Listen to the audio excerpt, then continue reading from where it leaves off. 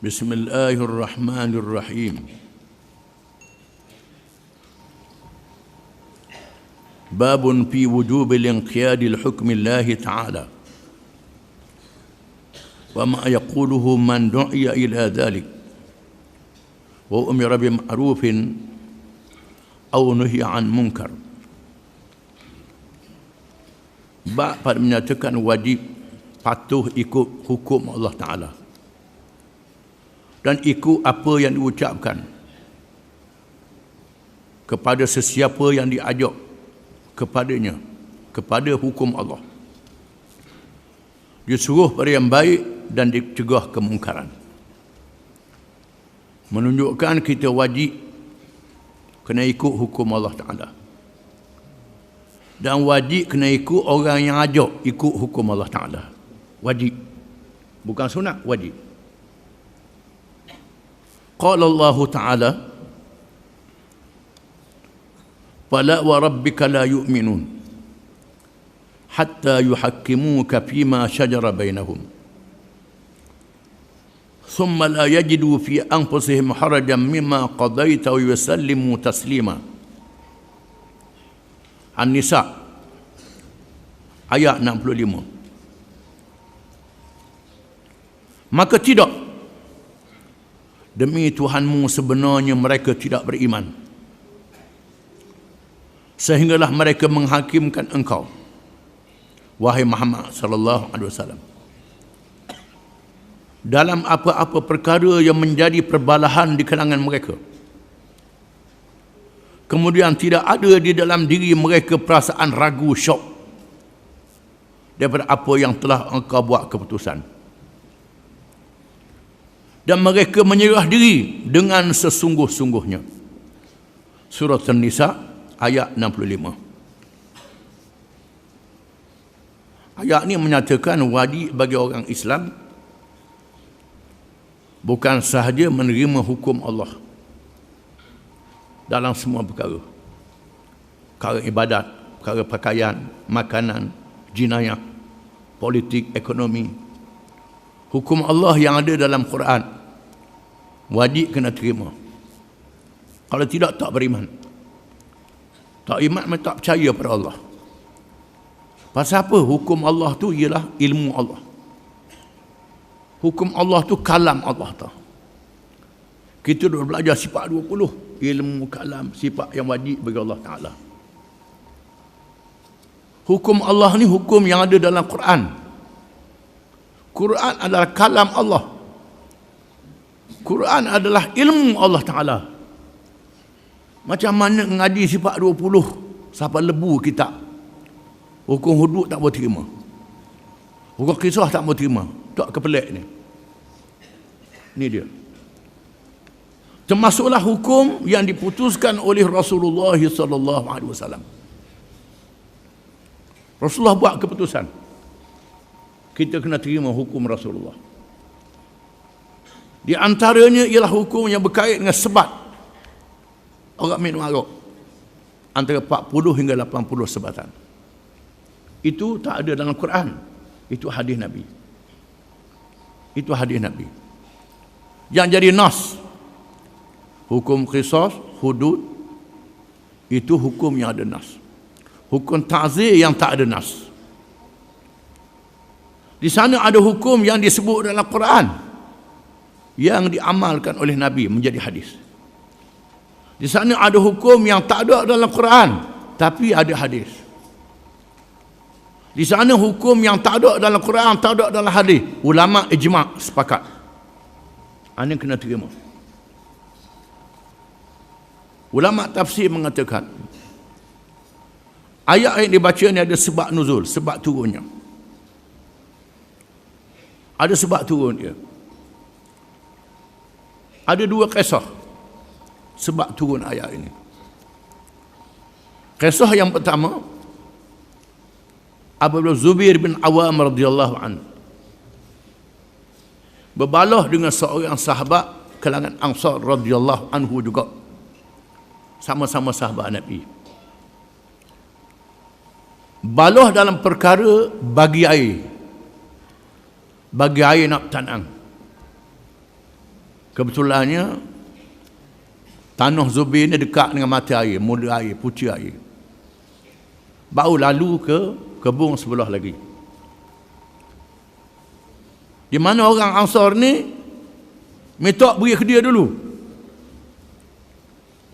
Lalu pergi berjumpa dengan Nabi SAW. Lalu Nabi kata, Zubair, mu ambil air dulu. Kerana lalu ke tanahmu dulu. Mu ambil lah dulu. Lepas tu, beri ke kawan pula. Jangan balah. Oleh kerana mu dekat ambil kamu dulu, lepas tu beri ke kawanmu pula. Tiba-tiba orang Ansar ni kata, mata-mata dia sepupu Rasulullah. Zubair ni ialah anak kepada mak saudara Nabi SAW. Sepupu sebelah ibu dia. Mata-mata dia sepupu Rasulullah. Rasulullah menang ke dia. Apa yang Nabi buat tu bukan kerana sepupu dia. Itulah hakikatnya. Air lalu kat tanah dia dulu. Beri dia dululah. Lepas tu beri kamu pula. Nyegi kata begitu. Surah tentulah Nabi akan terasa. Maka Allah menurunkan ayat. Fala wa rabbika la yu'minun hatta yuhakkimuka fima shajara bainahum thumma la yajidu fi anfusihim harajan mimma qadaita wa yusallimu taslima.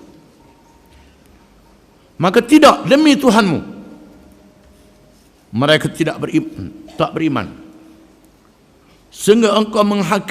sehingga mereka itu menghakimkan engkau, wahai Muhammad sallallahu alaihi wasallam, dalam apa-apa perkara yang menjadi pertelengkahan, perbalahan di kalangan mereka, termasuk masalah air ni.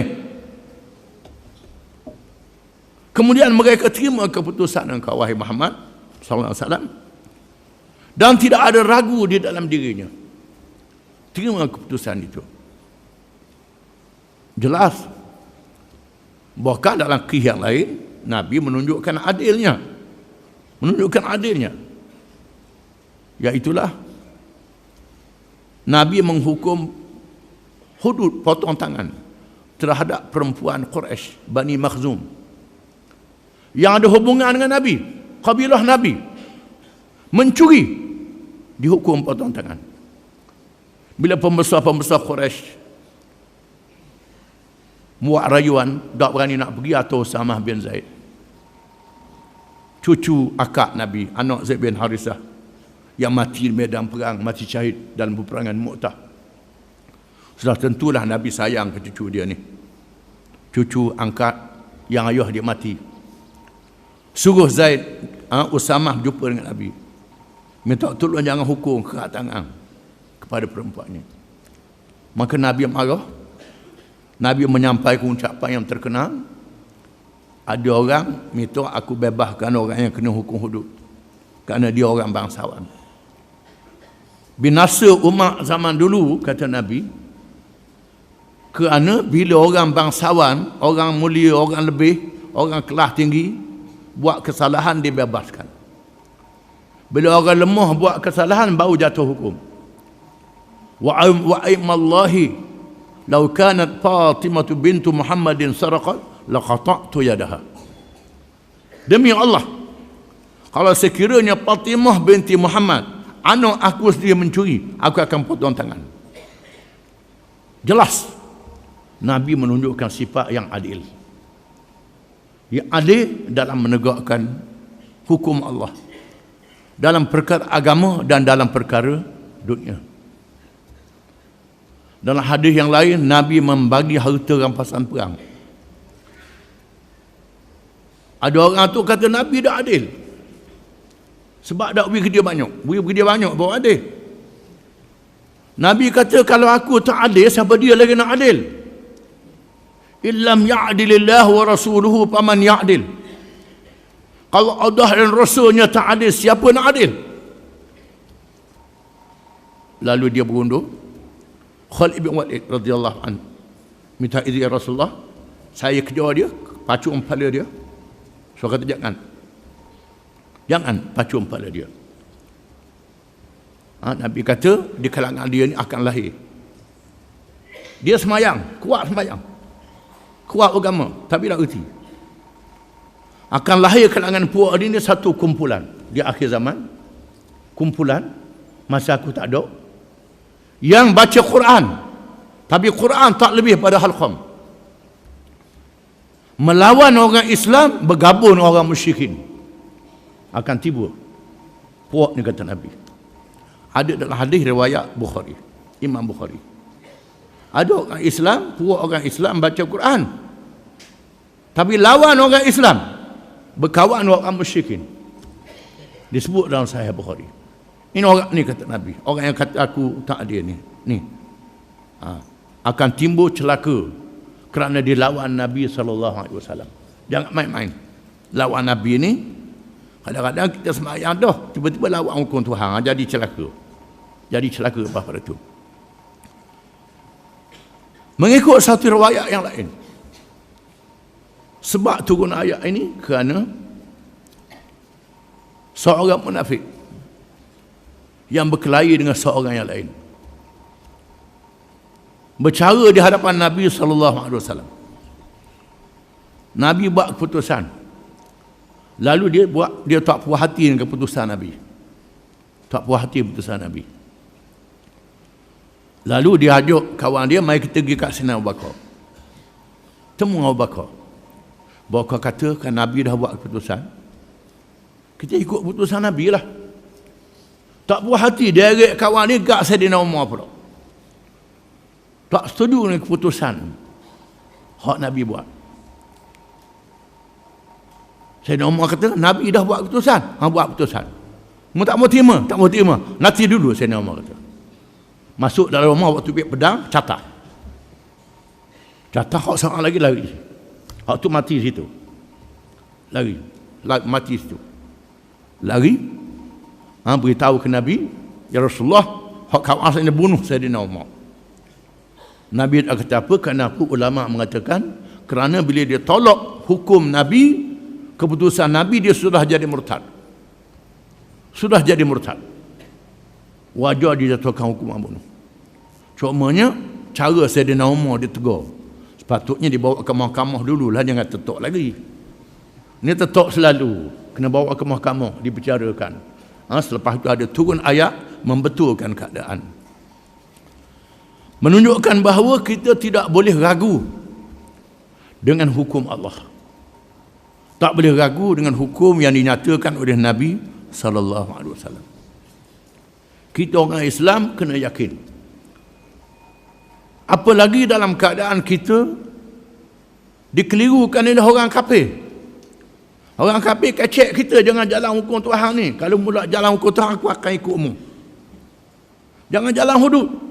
Kalau jalan hudud, orang kafir tak sokong. Kalau tak jalan hudud, orang sokong lah. Orang kafir sokong. Ni pelawak semua. Tuhan kata, wa anihkum bainahum bima anzalallah wala tattabi' ahwa'ahum. Hukumlah apa yang telah dihukumkan oleh Allah, jangan kamu ikut hawa nafsu mereka. Ada ayat Quran, laksanakan hukum Allah, jangan ikut hawa nafsu mereka, hawa nafsu orang kafir. Kita mesti berusaha untuk menjalankan hukum Allah Ta'ala. Masalah kita tak boleh buat kerana ada halangan, itu satu bab yang lain. Tetapi usaha mesti dibuat. Jangan kita berhenti tengah jalan kerana orang kafir sekat. Orang kafir pula kata, kalau mu tak buat, aku sokong mu, menang mu dalam pilihan raya ni. Kita pun dah usah jalan lah hukum Tuhan. Ni jadi punah. Ni jadi punah ni. Tuhan sebut belaka dalam Quran. Jangan main duk kuat-kuat dah ngaji. Kena ngaji, tak boleh kalau dah ngaji. Kuat saja dah ngaji. Wa qala ta'ala, innama kana qawlal mu'minina idza du'u ila Allah wa rasulih liyahkum bainahum an yaqulu sami'na wa ata'na wa ulaika humul muflihun. Sesungguhnya adalah kata-kata orang yang beriman itu apabila diajak kepada Allah dan Rasulnya supaya menghukum di kalangan mereka, mereka hendaklah berkata, kami dengar dan kami taat. Mereka itulah orang-orang yang mendapat kemenangan. Menunjukkan bahawa kita orang Islam kena ikut hukum Allah dan hukum Rasulullah SAW. Oleh kerana itulah apabila Sayyidina Abu Bakar dilantik menjadi khalifah, Sayyidina Abu Bakar dia tak apa Quran kuat macam sahabat-sahabat yang mengaji, Abdullah bin Abbas, Abdullah bin Mas'ud, Abdullah bin Umar. Banyak sahabat-sahabat yang mengaji. Abu Bakar sibuk dengan urusan negara, urusan pemerintahan, bersama dengan Nabi SAW. Pergi sana, pergi sini. Tapi dia dilantik menjadi khalifah, menjadi ketua negara. Bila lantik jadi ketua negara, bila ada apa-apa masalah, maka Abu Bakar tengok Quran dulu, tengok hadis dulu. Setelah dia tak jumpa, dia bangun dalam masjid menyampaikan ucapan, wahai tuan-tuan yang hadir, kita ada masalah. Ada ke kalangan kamu yang ingat mana-mana ayat Quran? Yang ingat mana-mana ayat Quran yang berkait dengan masalah ini? Kalau ada ayat Quran, mesti ada kalangan ramai-ramai tu yang hafal Quran. Ini ada ayat Quran, Allah Ta'ala kata begini-begini, maksudnya begini. Biasanya Abdullah bin Abbas, Abdullah bin Umar, Abdullah bin Mas'ud, sahabat-sahabat yang hufaz, yang alim, Ubay bin Ka'ab dan lain-lain lagi. Kalau tak ada ayat Quran, ada tak Nabi pernah sebut benda ni? Boleh jadi masa saya tak ada, Nabi sebut perkara ni, ada ke tidak? Kalau ada, maka ada orang beritahu. Kalau tak ada, lalu mereka berijtihad. Berijtihad dengan makna menentukan hukuman dengan kajian, mengikut dasar yang ada dalam Quran, dasar umum yang ada dalam hadis Nabi SAW. Sayyidina Umar begitu juga. Tanya orang, adakah ayat Quran? Pernah Sayyidina Umar membuat satu keputusan, orang puang sekat dia, ya Amirul Mukminin, apa yang dia buat ni tak betul, kerana firman Allah Ta'ala dalam Quran. Orang puang tegur. Ada orang puang yang ingat ayat Quran. Sayyidina Umar terus naik semula, berkata, asabatil mar'ah wa akhta'a Umar. Perempuan betul, Umar salah, kata dia. Dia mengaku, dia tak gong, tak sombong, walaupun yang baca ayat Quran tu seorang perempuan. Ini menunjukkan bagaimana mereka patuh kepada keputusan Allah dan Rasul. Bahkan Nabi kita Muhammad SAW, dalam perkara yang tidak ada nas, tak ada wahyi, tak ada ilham daripada Allah Ta'ala, tak ada ilham daripada Allah Ta'ala. Kadang-kadang wahyi, ayat Quran, kadang-kadang ilham daripada Allah Ta'ala, kadang-kadang Nabi tak nampak. Dalam peristiwa Hudaybiyah, bila perjanjian Hudaybiyah menunjukkan berat sebelah, berat belah orang kafir, dan Nabi menerima perjanjian yang berat sebelah itu, kerana Nabi ditunjuk oleh Allah Ta'ala kena terima perjanjian ini. Boleh beritahu ke sahabat, sahabat ada puas hati, kerana sahabat nampak benda yang zahir saja. Benda yang sembunyi sahabat tak nampak. Allah Ta'ala menurunkan ayat, oleh kerana dalam perjanjian Hudaybiyah itu mereka sudah pakai ihram nak masuk Mekah umrah. Wa atimmul hajra wal umrata lillah fa in uhsirtum famastaysara minal hadi. Sempurnakanlah haji dan umrah. Tuhan turun ayat. Sekiranya kamu disekat, kamu dikepung, dihalang, hendaklah membayar dam. Bayar fidyah, bayar dam. Iaitulah sembelih binatang, kemudian cukur rambut, gunting rambut. Baru boleh pakai pakaian buang pakaian ihram. Kalau tidak, tak boleh. Ini hukum mereka yang ditahan daripada mengerjakan haji dan umrah. Contohnya kita dah pakai ihram nak pergi umrah ataupun haji, siapa dekat jodoh dihalang, tak dia masuk. Tak boleh buang begitu. Mesti kena sembelih dam. Sembelih biri ataupun kambing. Biri kibah untuk dia lah. Kibah dengan biri untuk dia je. Kambing ataupun unta. Barulah boleh. Bila dihalang masuk ke Mekah dengan perjanjian Hudaybiyah, Perjanjian menyebut Muhammad dan pengikut-pengikutnya tak boleh masuk Mekah pada tahun ini.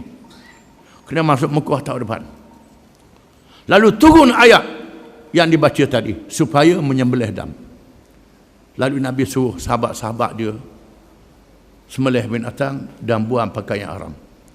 Masing-masing buat berat belaka. Buat tak tahu. Buat tak tahu kerana marah kepada perjanjian Hudaybiyah ni. Nabi masuk dalam khemah dia, Nabi bersebut. Lalu Ummu Salamah radhiyallahu anha, isteri Nabi. Ya Rasulullah, tubik, sembelih, buat sendiri, jangan peduli orang. Buat, patut Rasulullah cukup pada. Buat tak tahu. Nabi pun ikut apa yang dinasihat oleh Ummu Salamah radhiyallahu anha. Akhirnya Nabi menerima pandangan orang lain. Kadang-kadang menerima pandangan orang lain walaupun pandangan isteri dia sendiri, seorang perempuan yang memberi pandangan yang berenah, yang baik dalam perkara itu. Itulah dia yang diajar oleh Islam kepada kita. Benda yang ada nas dalam Quran, dalam hadis, kita tak boleh tolak asuh. Kita kena teguh, kena tegak, tak boleh berganjuk. Wallahu a'lam.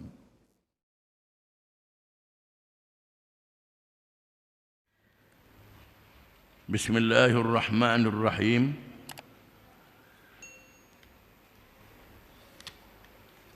Adapun hadis-hadis yang berkait dengan bab wajib mengikut hukum Allah, apa yang diajak kepadanya, disuruh pada yang baik dan mencegah kemungkaran. Di antaranya hadis Abi Hurairah yang disebut pada awal bab sebelum ini dan lain-lain. Di antaranya an Abi Hurairah radhiyallahu anhu qala, lamma nazalat ala Rasulullah sallallahu alaihi wasallam, lillahi ma fis samawati wa ma fil ard, wa in tubdu ma fi anfusikum aw tukhfuhu yuhasibukum bihi Allah.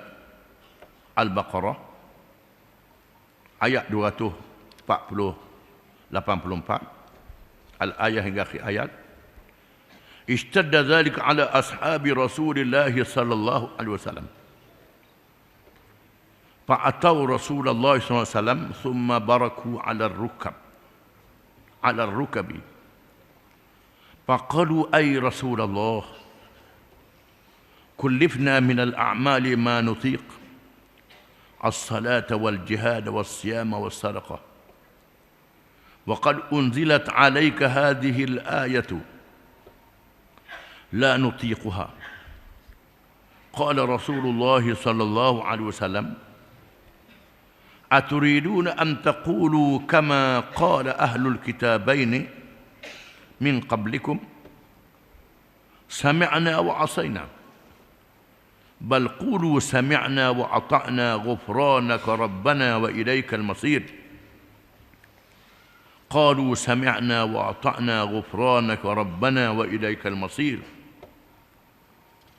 فلما اقترأها القوم ودلت بها ألسنتهم أنزل الله تعالى في إثرها آمن الرسول بما أنزل إليه من ربه والمؤمنون كل آمن بالله وملائكته وكتبه ورسله لا نفرق بين أحد من رسله وقالوا سمعنا وأطعنا غفرانك ربنا وإليك المصير. فلما فعلوا ذلك نسخها الله تعالى فأنزل الله عز وجل لا يكلف الله نفسا إلا وسعها لها ما كسبت وعليها ما اكتسبت ربنا لا تؤاخذنا إن نسينا أو أخطأنا قال نعم ربنا ولا تحمل علينا إصرا كما حملته على الذين من قبلنا قال نعم ربنا ولا تحملنا ما لا طاقة لنا به قال نعم واعف عنا واغفر لنا وارحمنا أنت مولانا فانصرنا على القوم الكافرين قال نعم رواه مسلم. Maksudnya daripada Abi Hurairah radhiyallahu anhu. Katanya, tatkala turun kepada Rasulullah sallallahu alaihi wasallam firman Allah Taala, lillahi ma fis samawati wa ma fil ard, wa in tubdu ma fi anfusikum aw tukhfuhu yuhasibkum bihillah. Bagi Allah apa-apa yang ada di langit dan di bumi. Sekiranya kamu menzahirkan apa yang ada pada diri kamu, atau kamu sembunyikan, nescaya dihisap dengannya oleh Allah. Dia turun ayat ni. Bumi, segala langit bumi milik Allah. Apa yang mu buat, sama ada yang zahir, termasuk yang mu sembunyi dalam hati, akan dihisap oleh Allah juga. Termasuk hak mikir, hak sembunyi dalam hati macam-macam ni, hak waswah macam ni, akan dihisap oleh Allah Ta'ala. Bila turun ayat ni menjadi sangat berat kepada sahabat-sahabat Rasulullah SAW. Lalu mereka datang menghadap Nabi Rasulullah SAW. Menghadap Rasulullah SAW. Bila dengar ayat ni, berat. Hak mikir, hak waswah, hak dalam kepala pun, hak ingat, mari bukan-bukan, dihisap juga. Rasa berat. Kemudian mereka menghadap Nabi, kemudian mereka berdiri di atas lutut dalam ketakutan. Diri di atas lutut. Dengar ayat ni, nak macam mana ni, berat ni. Banyaklah hak mikir dalam hati. Siapa-siapa dia begitu belaka. Allahu Akbar semayang, tengok lebu padam. Allahu Akbar semayang, tengok barang hak tinggal. Allahu Akbar semayang, tengok macam-macam benda tak pakai pun mari juga. Dihisap oleh Allah Ta'ala. Bukan kita je. Sahabat-sahabat pun ada juga macam ni. Ini.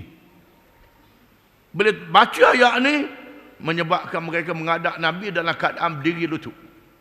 Dalam keadaan berat. Lalu mereka berkata, wahai Rasulullah. Ayuhai Rasulullah. Wahai ini dalam bahasa Arab, ya. Ai. Ya, wahai. Orang Melayu, wahai belaka. Orang Arab ni, ya, ai. Menunjukkan panggilan, menunjukkan dalam keadaan yang susah. Wahai Rasulullah, dibebankan kepada kami daripada amalan-amalan yang kami mampu. Kami boleh buat. Semayang boleh buat. Berjihad boleh buat, sanggup mati berjihad. Habis harta. Puasa boleh buat. Sedekah boleh buat. Ikut ada harta boleh sedekah. Tetapi telah diturunkan kepada kami, kepadamu ayat ini. Diturunkan kamu wahai Rasulullah ayat ini.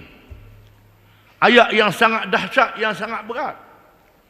Hak mikir dalam hati pun tulis hisap juga ni, macam mana ni? Kami nak boleh helak ni. Mari macam-macam ni. Apa yang kami tak mampu. Sabda Rasulullah SAW. Adakah kamu mahu bercakap sebagaimana golongan ahli kitab Yahudi dan Kristian, dua kitab Taurat dan Injil, sebelum kamu? Mereka berkata, kami dengar dan kami derhaka. Kami dengar, kami derhaka. Bahkan katalah kami dengar dan kami taat. Keampunanmu, sami'na wa ata'na, ghufranaka rabbana wa ilaikal masir. Katakanlah, sami'na wa ata'na. Kami dengar, kami taat apa saja yang engkau perintah wahai Tuhan. Ghufranaka rabbana wa ilaikal masir. Keampunanmu, keampunanmu wahai Tuhan. Dan kepadamu lah tempat kembali kami. Kata begitu. Nabi marah selalu. Marah. Mu nak jadi macam Yahudi dengan Kristian. Bila turun ayat Taurat dan Injil, kami dengar tapi kami tak mau pakai. Mu nak jadi begitu? Nabi kata. Jangan kata begitu. Katakanlah, sami'na wa ata'na. Kami dengar, kami taat wahai Tuhan kami. Ghufranak, minta ampun wahai Tuhan. Kena kata begitu. Jangan kami tak mau buat. Jangan kata begitu. Minta ampun wahai Tuhan. wa ilaikal masir. Ghufranaka rabbana ni astaghfiruka. Aku minta ampun denganmu istighfaran. Minta ampun yang sungguh-sungguh. Maf'udul mutlaq. Untuk menguatkan makna dan tujuannya. Minta ampun sungguh-sungguh. Wa ilaikal masir. Dan kepadamu lah kami balik, wahai Tuhan. Kami mati menghadapmu juga, wahai Tuhan. Kami dengar, kami taat. Kami minta ampun, wahai Tuhan. Minta ampun. Minta ampun, wahai Tuhan. Dengan sungguh-sungguh. Qalu sami'na wa ata'na ghufranaka rabbana wa ilaikal masir. Lalu mereka berkata, sahabat-sahabat berkata, ghufranaka rabbana sami'na wa ata'na ghufranaka rabbana wa ilaikal masir. Sami'na wa ata'na ghufranaka rabbana wa ilaikal masir. Mereka sebut ulang benda ni sehingga menjadi lemah lidah. Setelah lidah mereka oleh kerana acak sangat, siapa nak jadi gelulung lidah. Kerana selalu sebut, banyak mengulangi permohonan sami'na wa ata'na ghufranaka rabbana wa ilaikal masir, diulang acak sangat sehingga sampai lesu lidah. Allah menurunkan selepasnya. Allah Ta'ala turun ayat selepas itu pada Nabi SAW. Amana ar-rasul bima unzila ilaihi min rabbih wal mu'minun. Telah beriman oleh Rasul dengan apa yang diturunkan kepadanya daripada Tuhannya dan orang-orang yang beriman. Beriman juga. Kullun amana billah. Tiap-tiap mereka Rasul dan orang beriman. Beriman kepada Allah. Wa malaikatih dan malaikatnya. Wa kutubih dan kitab-kitabnya, wa rusulih dan rasul-rasulnya. La nufarriqu baina ahadin min rusulih. Kami tidak membezakan di antara seorang pun kalangan rasul itu. Kami percaya belaka semua rasul. Bukan macam orang Yahudi.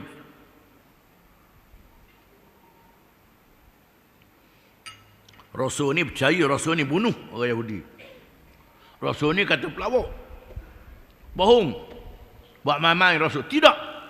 Semua Rasul-Rasul sejak Nabi Adam sampai Nabi Muhammad kami percaya semua. Tak ada beza. Wa qalu sami'na wa ata'na. Dan mereka berkata kami dengar dan kami taat. Ghufranaka rabbana wa ilaikal masir. Keampunanmu wahai Tuhan, kami kepadamu tempat kembali. Manakala mereka itu melakukannya, membaca apa yang Tuhan turun ini, Allah menasahkan ayat yang dahulu. Menasahkan ayat dalam hati malaikat tulis juga, dinasahkan oleh Allah. Dengan makna malaikat akan tulis perkara yang kita cakap, perkara yang kita zahir, perkara yang kita sembunyi, malaikat tak tulis. Itu dalam ilmu Allah. Dalam ilmu Allah Ta'ala. Allah Ta'ala lah yang buat perhitungan. Ada perkara yang Allah Ta'ala ampun, ada perkara yang Allah Ta'ala tak ampun. Ada juga Allah Ta'ala tak ampun. Itulah orang munafik. Orang munafik, dia sembunyi dalam hati dia, dia tak beriman, dia tak percaya. Ni Allah Ta'ala tahu. Jangan. Allah Ta'ala sipang ni. Termasuk juga orang yang beramal tak ikhlas. Beramal kena nak tunjuk ke orang. Malaikat tu dia. Tapi Allah Ta'ala tolak. Pada hari kiamat kelak. Allah Ta'ala tahu. Ni. Ada pihak mari nitah waswah macam ni. Tak apa. Diampun oleh Allah. Kadang-kadang mari nitah. Jadi kafir. Syaitan mari. Lepas ingat balik. Dok jadi kafir. Nitah benda-benda maksiat begini. Tak jadi dosa. Tuhan ampunkan. Orang yang jadi dosanya, buat ibadat tak ikhlas. Buat benda tak ikhlas. Tujuan dunia bukan tujuan akhirat. Bukan kerana mencari keredaan Allah, mencari keredaan manusia. Itu Tuhan tahu.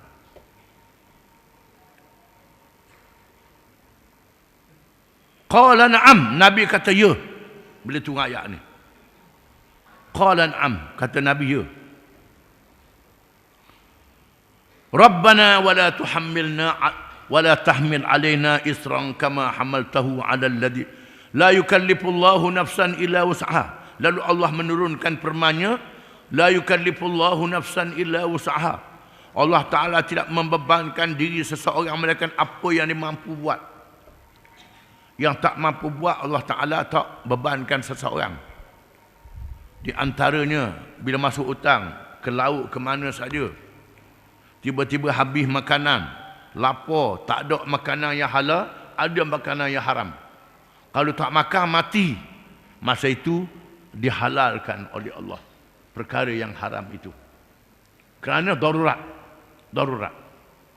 Kerana terpaksa Allah Ta'ala izinkan. Sakit tak boleh nak ubat dah. Segala obat-obat yang suci, yang bersih, yang habis dah.